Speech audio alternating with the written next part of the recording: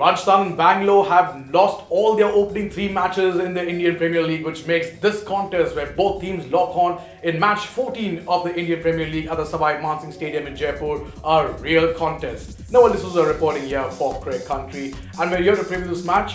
Rajasthan and Bangalore on the end of a losing streak. Rajasthan in their last match against Chennai, they reduced Chennai to 27 for 3, but then we had Captain MSD, Captain Cool, who bailed us out of the trouble with an unbeaten 75 and thereby enabling Chennai to sail to an emphatic win. Rajasthan coming back home. The last time they were at home, we all know what happened. Yes, it exploded into a hell of a controversy with Ravichandran Ashwin marketing Joss Butler, tearing the cricket fraternity wide open right there. So, but coming back to the match, we have Rajasthan and Bangalore. Rajasthan probably would be the better team, where Bangalore having all sorts of problems. Let's look at Rajasthan. They have two main players, Steve Smith and Ben Stokes, still yet to fire. Steve Smith, if you compare him to David Warner has fired all guns. He a century in the last match against Bangalore. Steve Smith finding his groove, but not the finishing touches to Rajasthan. Still not there. Ben Stokes getting there, among the wickets. He got about 4 in 3 matches, but the finishing touches still, Rajasthan is still yet to find the finishing touches. The inaugural champions they are, they might just pull off a win in Jaipur there. So what can we see in Rajasthan?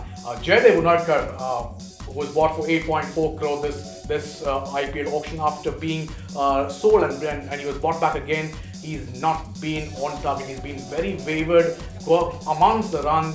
Definitely looks to face the axe. Rajasthan have an option to bring another pacer, a like-for-like replacement in place of Jaydev Unadkar. We have Varun Aaron in the side who can replace him, and Rajasthan Royals will not do any much tinkering given the sole pacer in Jaydev Unadkar. Coming to Bangalore have a lot of problems. And it starts right from the top, mind you. It starts with their opening combination. They have changed their opening combination 3 times. Yes, in all the 3 matches. In the first match, you had Kohli opening with Parthiv Patel. In the second match, you had Moeen Ali opening with Parthiv, and then Parthiv had the jazzy, very cool Shimron Hetmeyer for company.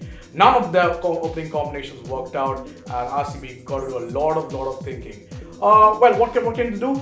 Kohli might possibly want to open the innings with Parthiv, or he might choose Shimron Hetmeyer, who really was impressive for West Indies in the India tour. So if Shimron Hetmeyer can fire those runs, probably get a bit of 50 runs in those 25 deliveries. With Kohli being there at the crease and providing those tips and his presence being there, it might just work for RCB. In the bowling department, RCB, the bowling unit needs to stem the flow of runs. Last match we saw in Hyderabad where David Warner and Johnny Bairstow literally broke the shackles, a record 185 partnership. It was Hyderabad, it was the orange army, it was orange all over in Hyderabad, and they literally blew away the game. Kohli's face was so much so that he was literally trying to find another bowler. He really couldn't find another bowler. There was no bowler. Even the debutant there, Prayas Ray Barman, who became the youngest debutant in the Indian Premier League, went for runs to Warner and Bairstow. So what can RCB do? They can probably for a like-for-like replacement for Burman, they can probably bring in Washington Sundar, who can also bat in the lower depth over there, and can be quite a handy knock. We've seen him what he's done for Tamil Nadu, and he can prove a handy knock there. So Bangalore would never won the IPL, and who probably at the way they're going on this rate can never win an IPL if they want to go on at this way. They can never win. They need to get their act together. They need to find a set combination. Gary Kirsten and Kohli need to find a set combination. But with RR having the home advantage, they definitely would want to bounce back at home, and especially putting the ghost of the market controversy last time when they played against Punjab.